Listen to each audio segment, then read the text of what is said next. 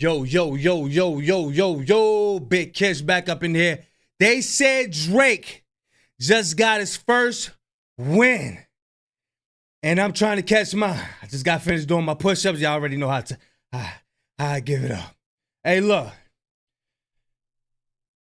Rapaholics just said Drake finally got a win. I don't know, y'all. We got to see what this is about. Y'all know I don't like watching stuff without y'all. So I ain't even get to skim through it, none of that.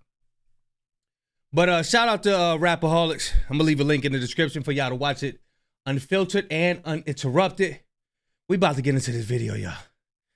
Because I'm trying to catch my breath. Woo! Y'all know I don't like holding y'all. Without further ado, let's get it. Balding bearded buffoon is delicately dodging drones, damaging the future. Barely balding buffoon, Dillard. Oh my gosh. Oh man, this is dope. This is dope. I wonder if he write those down or not. That's it, bro. He got a crazy wordplay. We're going to start all over, uninterrupted. Let's get it. All right, Lobries and Gentlegrams. In today's episode of Lobry in Gentleland, the belligerent, balding, bearded buffoon is delicately dodging drones, damaging the future decades of diss songs with defamation cases, currently clobbered by Kung Fu Kenny, who perfectly appointed him. Damn! Calmly color. Oh, my gosh. Hey, you know who he sound like? Pat Poose. Pat Poose is the... Hey, look. He the 2025 Pat Poose, man. Okay, we dodging dibbly. Oh, man, I don't know how you do that, man. A champagne petition prom queen Poppy and a sensitive suing spiraling sexy red stunt double sad boy courthouse Karen culturally cosplaying as a Canadian phony Montana, regretfully reminiscing on his rejection from Rihanna, making Mexican music with atrociously astonishing, awfully insulting accents, all the while... You know I like them words. I love those words, baby. I like those words. I love those words. Atrocious. Let's get it. Acknowledging his heir Adonis postpartumly prompted by Pusha T profusely planting the plot of land for the gavel-guzzling... Hey, look. I don't know if we're going to get through this. This wordplay is crazy. I don't know if we're going to get through this, y'all. I got to get through the P. I got to do the P's again.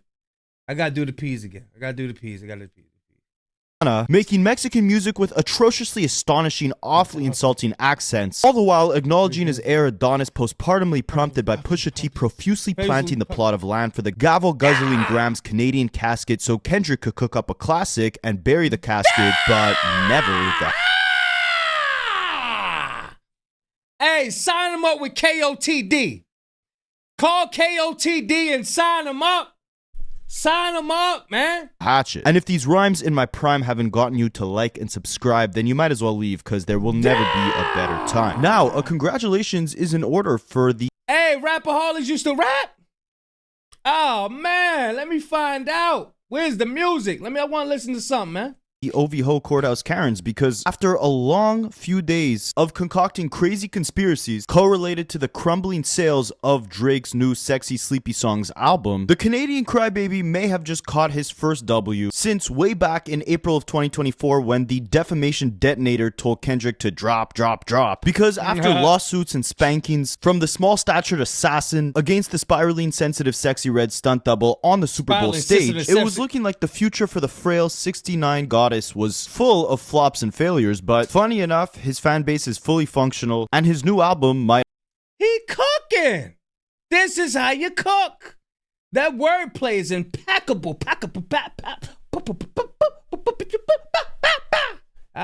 Actually not do so bad. We cannot say that he's officially been Ja Ruled just yet. Or can we? Because Drake is in a very interesting position right now, and his new album with Party Next Door might concoct the lowest first week he's ever had for an album release. And we know about the obsession that the OVHO totem pole riders have with numbers, so if he ends up selling less than The Weeknd, less than Kendrick, less than all his fragile ops, it's gonna be a strange look for Drake, because his whole career he's had an obsession with numbers, and his fans judge his legacy, judge his greatness off the numbers he produces. And especially after the feet whooping that the fragile, fraudulent, feathery, phony Montana experienced from Kendrick, all eyes are on him to continue being at the top of the charts to prove he's still deep in his Ovi hoes' hearts. So we're gonna look into all the deranged conspiracies that his Ovi ho fan base was making up when it looked like his Spotify numbers were low and his new album wouldn't sell much. And we're also gonna look into the first week projections for this new project and determine if this is a W or a flop for the Ovi ho freaky frontliner. But before we get into that, for anyone telling you that Drake is not a tough guy, forget about everything he said pertaining to him not being cool in high school. Drake claims he wasn't cool in high school. What made you uncool?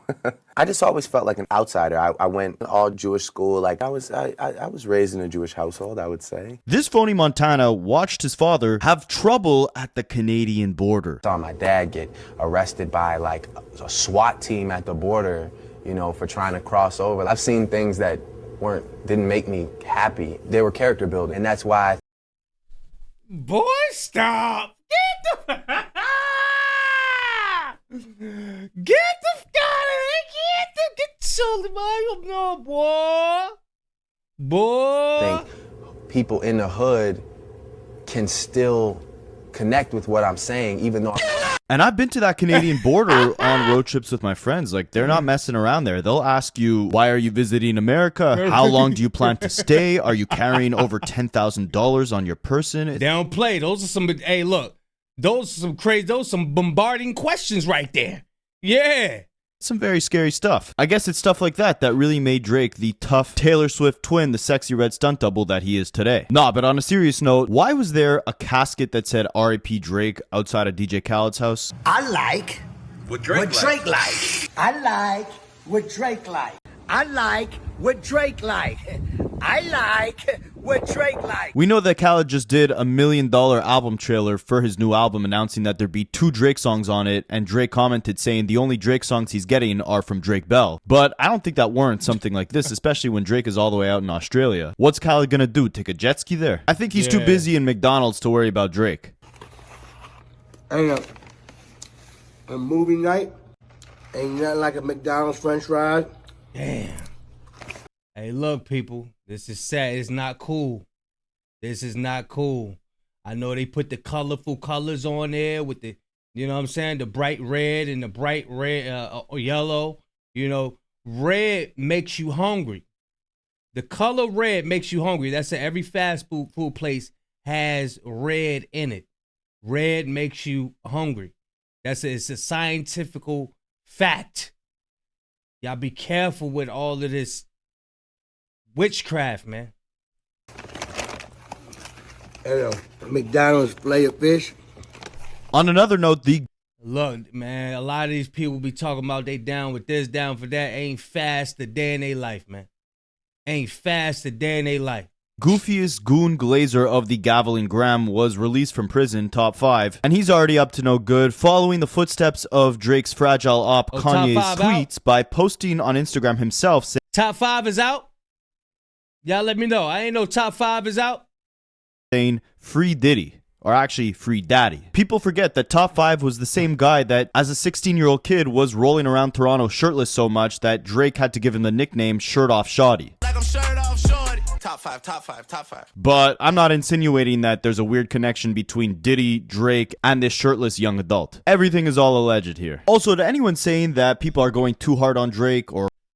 Don't forget, Top 5 was, he got video footage of him being in a bra. Yeah, if you ain't know that, look that up. Top 5 got footage of him being in a bra, a woman's bra. Yeah. Or Kendrick is kicking his back in too much. I think we need a time machine to remember how dirty Meek was done during his beef with Drake way back in 2015. It's tweets like this that don't make me feel bad for what Drake is going through right now, especially considering the fact that Meek Mill never filed the lawsuit about it. Oh, and Drake is still crashing out on his tour. Someone threw a DeMar DeRozan jersey on stage while he was performing, and this was his reaction.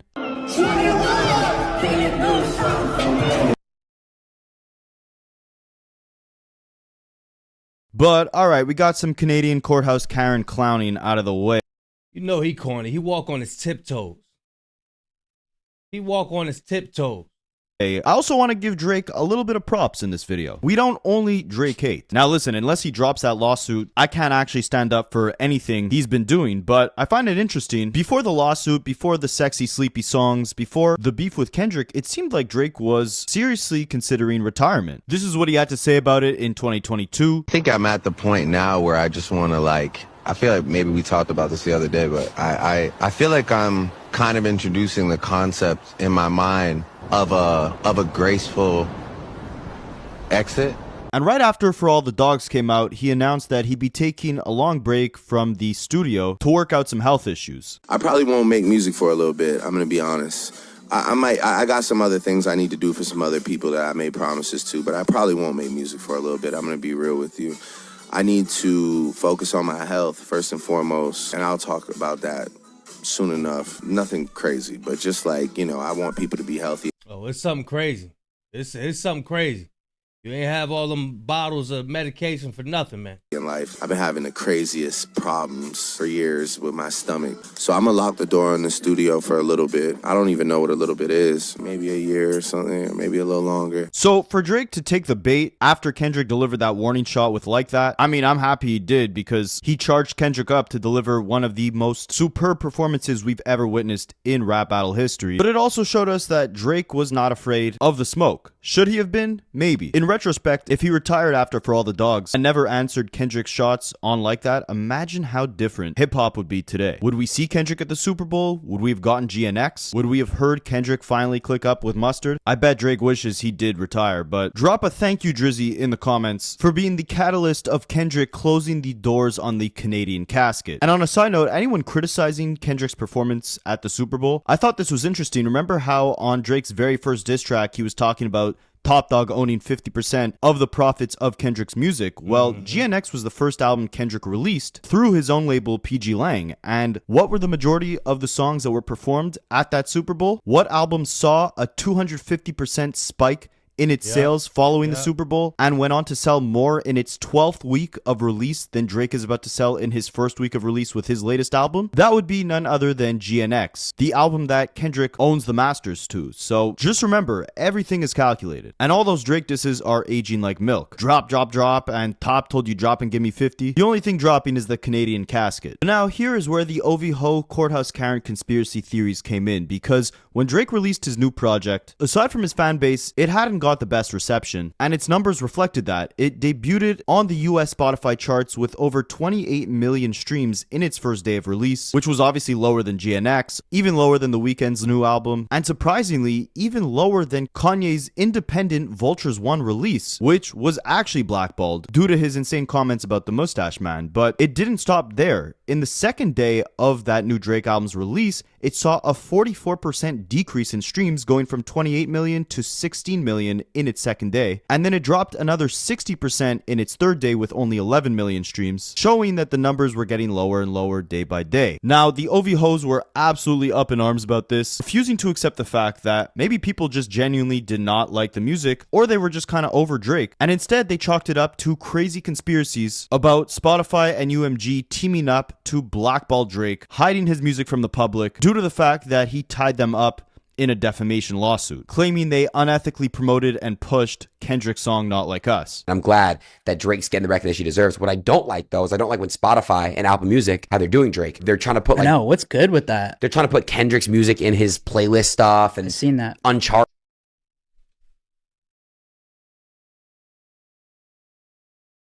Cut it out. Cut it out. Cut it out. Go wash your face. Art him on certain things. It's just they're pushing this. Look, Kendrick Lamar, back in the day, he has hits. He has some tracks. Yeah. Get the boogers out your eyes. Go grease your scalp.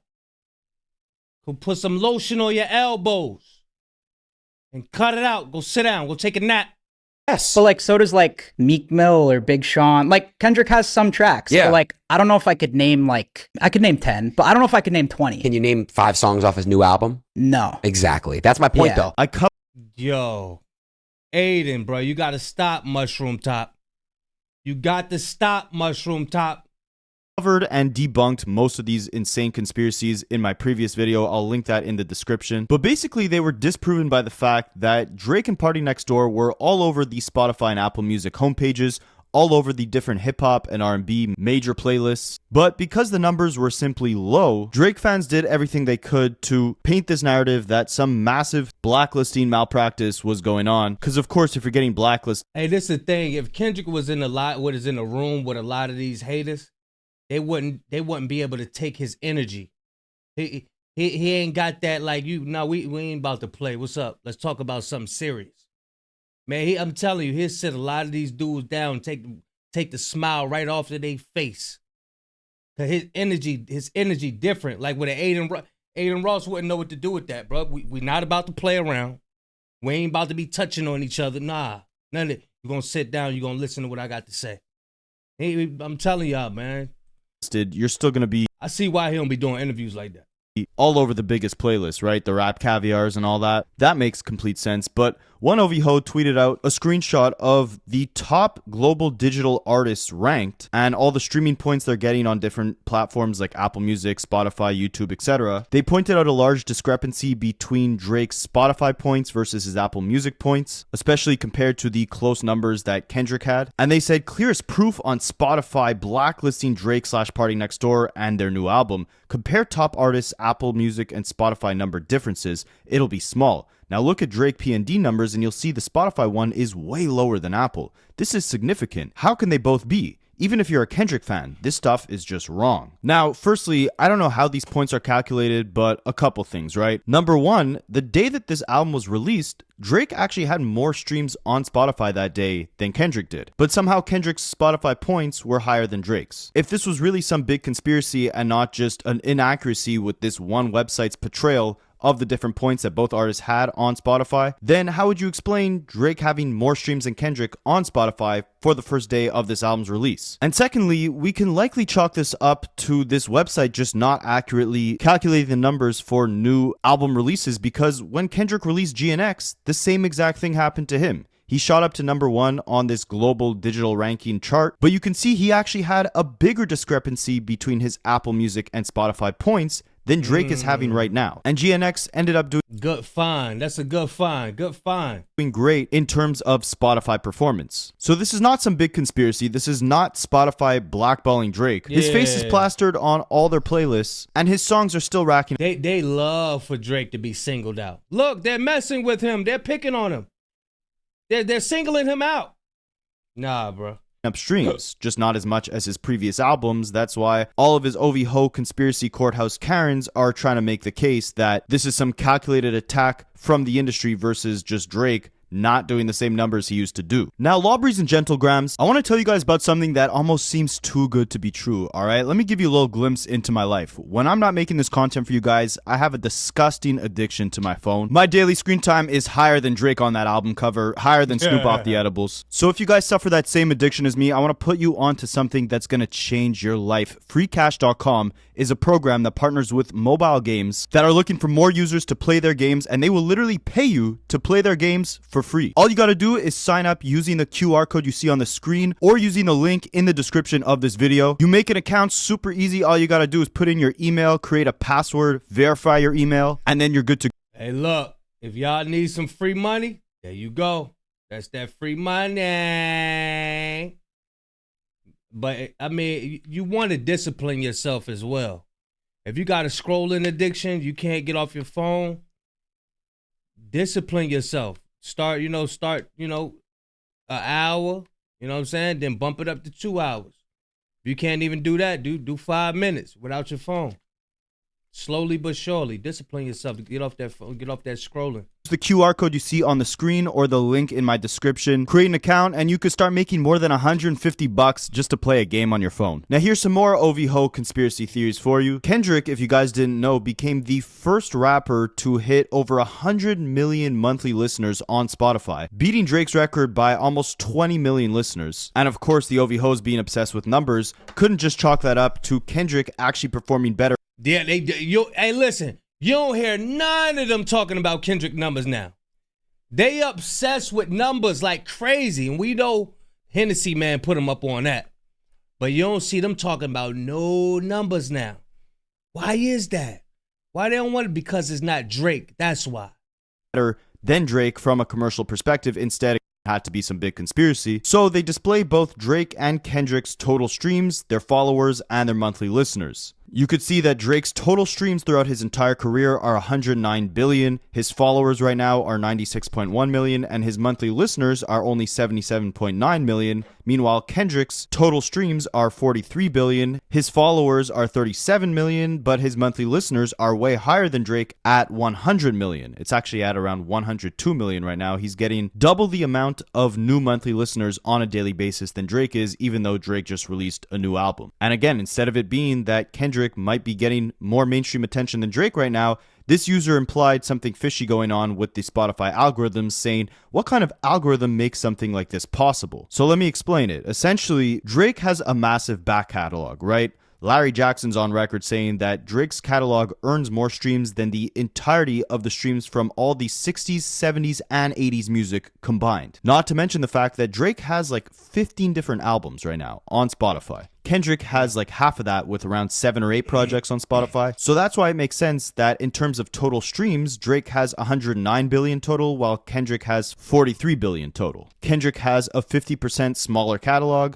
and Drake is a massive global pop artist. Obviously, in terms of total career, he has more streams. Same thing with followers, right? Drake has more followers on Spotify because he has a bigger catalog, a catalog with more hits. The difference in their monthly listeners is strictly attributed to the fact that Kendrick is currently, in this day and age, getting more attention than Drake is today, in the present day. Monthly listeners signifies unique users who have engaged with your music at least once in a 28-day window. The emphasis here is on unique.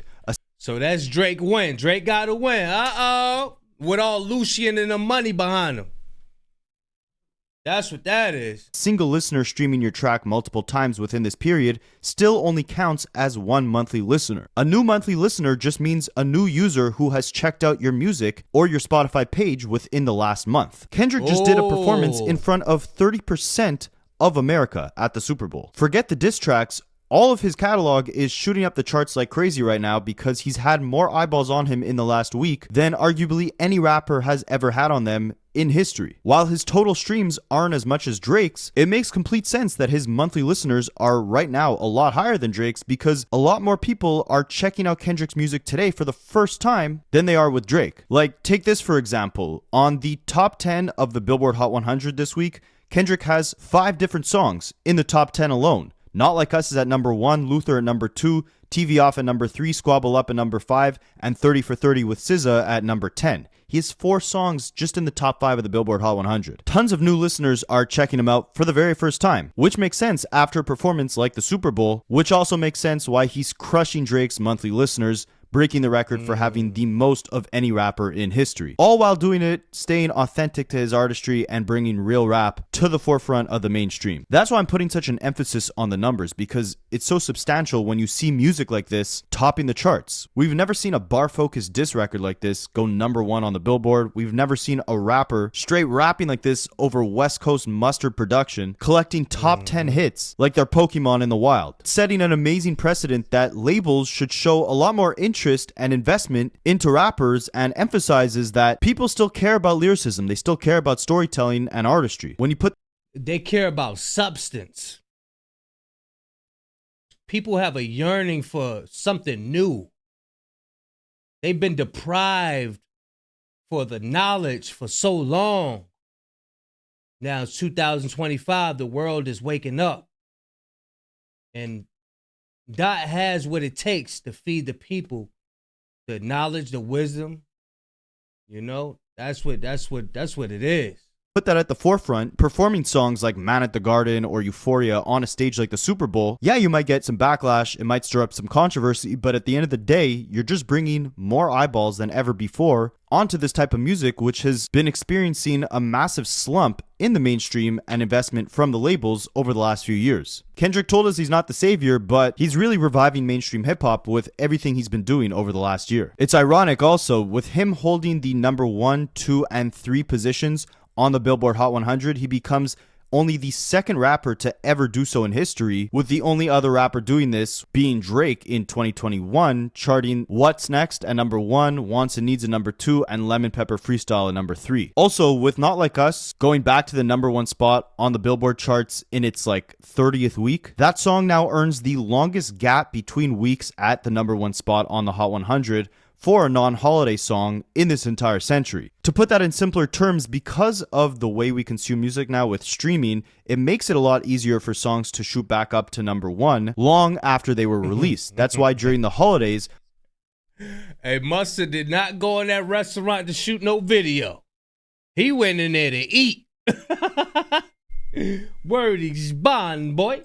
When everyone's listening to Christmas music, all the Christmas music now shoots back up to the top of the charts because everyone's streaming it, and streams is how we calculate chart positions. But aside from those holiday songs, we never usually see a song that had previously been at number 1 on the charts come back months or years later and go back to number 1 on the charts. Kendrick and Not Like Us is the first song to do this in this entire century. Oh, and then some more OVO conspiracies. His fans were claiming that his name was removed from his album with Party Next Door, and you only saw it being an album by Party Next Door. Hey, shout out to Aunt Frenchie, man.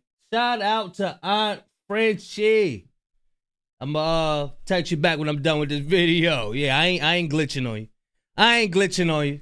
Let's get it. Next Door. And stuff like this is just a glitch in the system, right? If you go look up that album right now, you'll see both Drake and Party Next Door's name. Stuff like this happens. It's not some sort of elaborate plan to eliminate Drake. Apple Music was literally tweeting out links to the album saying that it broke the record for biggest streaming day for an R&B album on their platform in history. I have Apple Music. Their faces were all over the platform for this whole week. There's no conspiracy going on. But they don't even know which platform to be more mad at, Spotify or Apple Music, because his numbers just haven't been great at both. Obviously, he mentioned Spotify in his defamation lawsuit against UMG, so that's the platform that the OVHOs chose to attack and make excuses for Drake flopping. But then you look at the Apple Music charts, and the only songs blocking Drake's new album from hitting the number 1 are Luther or Not Like Us. So it's which platform can you be mad at? And what song do he want to go number 1?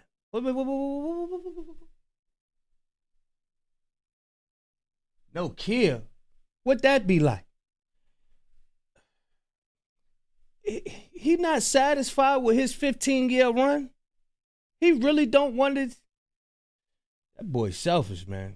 Not Like Us. So it's which platform can you be mad at? And what's crazy is if you look at total number of streams for both Drake and Kendrick in 2025, there's a difference of only about 700,000 streams total. Both of them racking up about 250 million streams so far this year. And what's funny is Drake has been the highest selling rapper for the last 10 years. If Kendrick continues on this pace, especially if he drops a second album, which he's been hinting at, he very well might break Drake's 10-year record of being the most consumed rapper every single year, and again, just marking that massive shift that we're seeing within the direction of hip-hop. But yeah, this has been a rough week for the OVHOs, with them threatening lawsuits just like their commander-in-chief every day, threatening new Twitter users with lawsuits. Even this parody account, Daily Noid, which I actually got tricked by because they had posted a fake screenshot of Party Next Door's Instagram and claimed that he said that, his new album with Drake is something to have sex to and not to analyze. He never... Oh, that was fake? Was that fake? Said that. This is a troll account. So they also tweeted out saying... Oh, we fell for it.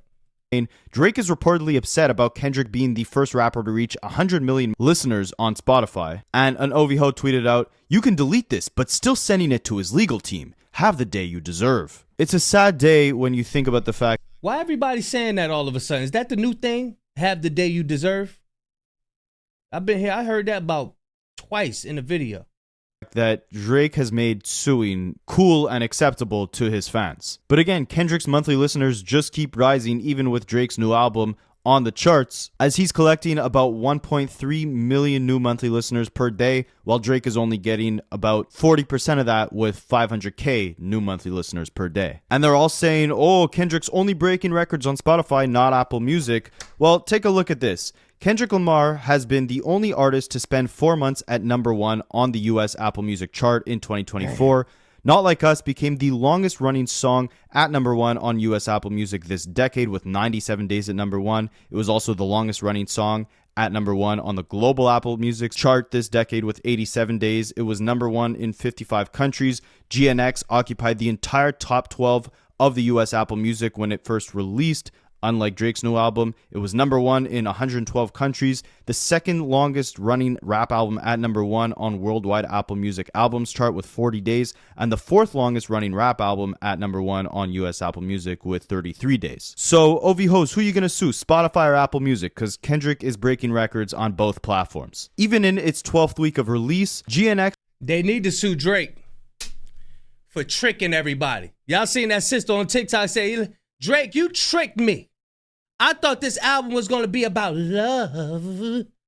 I thought it was going to be about love. And you got all these ops on this album. You got everybody you beefing with on this album. You tricked us, Drake. She was mad. She was big mad. Angry. Y'all let me know what y'all think, man. Shout out to Rapperholics for putting in this work, doing this investigation on these numbers and all this numbers and categories and awards and all of this stuff, man. Appreciate you a whole lot, man. For real. But yeah, y'all go make sure y'all support Rapperholics and his venture he have with the free game thing going on. See where it's at. It's somewhere over here. But yeah, y'all go check that out. Free money. Why not? You know what I mean? But yeah, y'all let me know what y'all think. Big Kish signing out. I'm going, y'all.